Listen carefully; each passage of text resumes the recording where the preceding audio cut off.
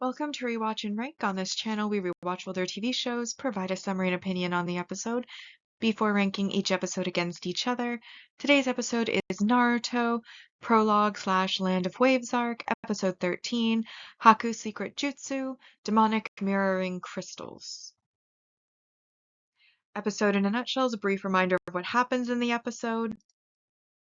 So we pick up where the last episode left off.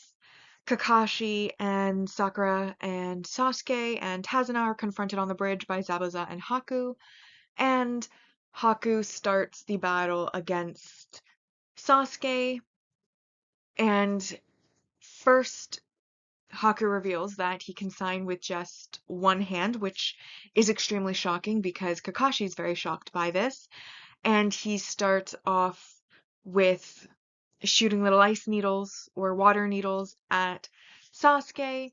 However, after they do some back and forth, Zabuza basically tells Haku that if you do not, get serious, you're going to lose. And so Haku then pulls out the ice mirroring crystals jutsu, which basically creates a bunch of mirrors of ice in a dome shape around Sasuke, which allows Haku to, at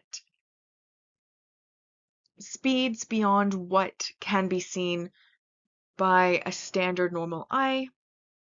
I say standard normal eye because, spoilers, Sharingans can't see them, but normal people's eyes cannot see how fast Haku is going, and so he is able to attack from basically all sides at once, going from mirror to mirror to mirror, and this leaves Sasuke at a disadvantage because he cannot see where he is being attacked from, and also cannot really attack back because once he's inside the mirror, Haku's pretty much invulnerable and the mirrors aren't able to be broken.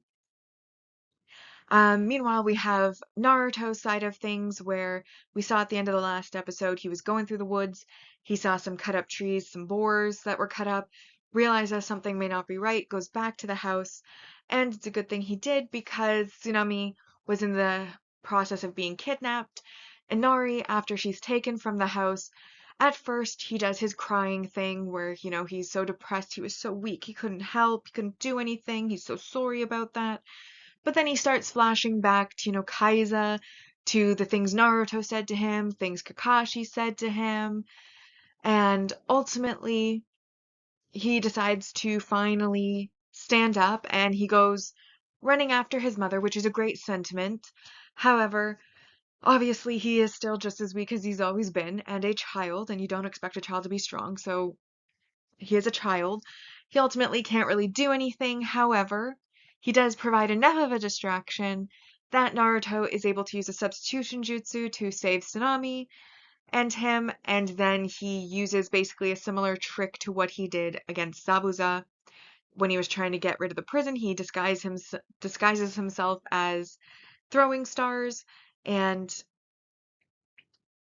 basically they're transformed him, so when he misses, he gets mocked, but then the clones come from behind, end up defeating the two bad guys, and so he then, at the very end of the episode, drops into the dome to save Sasuke, and we're left at the cliffhanger of his arrival and announcement that he is the #1 hyperactive ninja or whatever, and the next episode will reveal what he's actually done. So now that we've been reminded about what happened in the episode, we will now rank the episode, first on the mostly objective ranking list, followed by the personal ranking list. Wow. So the first points, we have our single arc main character growth, and this is Haku revealing 2 jutsus. His hidden jutsu, Crystal Ice Mirrors, is what the subtitles say, though obviously the title of the episode gave it a different name. Essentially the same thing. And then his secret technique, 1,000 Flying Water Needles of Death, worth 2 points. And then we have Inari, who has his epiphany, the resolution not to be a crybaby anymore, but to become stronger so that he can stand up to the evils around him and be more like his one-time adoptive father. and Naruto, who he is now calling older brother. Um, so he gets 2 points for that little bit of growth on the emotional side. And then we have the resolve battle between Naruto and Waraji and Zori, who of course are the two that attack Tsunami and take her hostage. All of those points together make this a 6 out of 10 episode. And that brings our mostly objective ranking to in first. Enter Naruto Uzumaki, Sasuke and Sakura, friends or foes. You failed Kakashi's final decision, a dangerous mission, journey to the land of waves, the assassin of the mist, the oath of pain, Kakashi Sharingan warrior, my name is Konohamaru, the forest of chakra, pass or fail, survival test, battle of the bridge, Zabuza returns, Haku secret jutsu, demonic mirroring ice crystals is in 12th, and then 13th, the land where a hero once lived.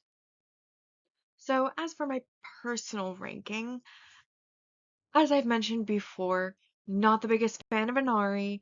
I do like that he did finally grow a bit of a backbone, get a resolution to become stronger and to stand up, except he then goes running off while he has not yet gotten stronger, trying to make a difference. And if Naruto hadn't put together the signs that he was seeing on the way with the cut up boar and tree trunks and been able to tell the direction that the people were heading in and came back, he and his mom would have probably died absolutely meaninglessly. But of course, this is a TV show, so Naruto came on time, and we just get like the character growth and the resolution. And I believe the important part was his resolution to become stronger for the future. And this is the first turning point that he's really had of wanting to make that sort of change and following through on it. So I do appreciate that. Um, Naruto reused the same strategy, so he was clever. He was clever the first time. It's still clever the second time, but also, could he not have come up with something new? Well, I guess if a strategy works, it works. Um, Obviously, the fight scenes, I might have mentioned it on the mostly objective, or I might not have and only thought I did. Either way, I did find the constant chopping back and forth from the fight to be a little bit. So here's the thing, like, I know it's somewhat common in anime for fight scenes to not go too hard, to constantly kind of interrupt the fight scene before your adrenaline can really get pumping. And on the one hand, the fight scene, if you were to like edit it all together into one long like fight scene, it would be epic.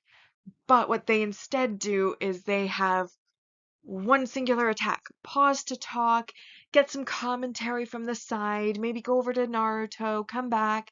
Here's another attack. Okay, now we're gonna stop again. Go get some commentary from the side. Go check in on Naruto. You kind of get what I'm going for. Like, it's the attack itself is exciting. The jutsu that are being used are exciting and interesting. Then they just keep chopping it up instead of just like letting the fight go.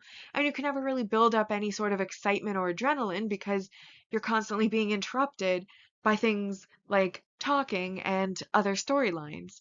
And so sometimes the commentary is interesting, like in the future, spoilers ahead, but in the future, in the tuning exam art, for example, when everybody's watching the fights, getting an audience commentary on what they're seeing is a little bit more valuable than them supposedly being in a life or death fight with actual enemies, not in a tournament setting where their expectation is that they're going to survive this fight. And then to just have people on the outside, like commentating, um, and like not fighting themselves, just watching. Like Zabuza and Kakashi are literally just standing around watching Haku and Sasuke fight, and it's like, think maybe you guys should fight too? Like, why are you guys just an audience standing around here? And I mean, breaking up fights from one fight to another fight would be still interesting because, you're getting the adrenaline from both fights at the same time.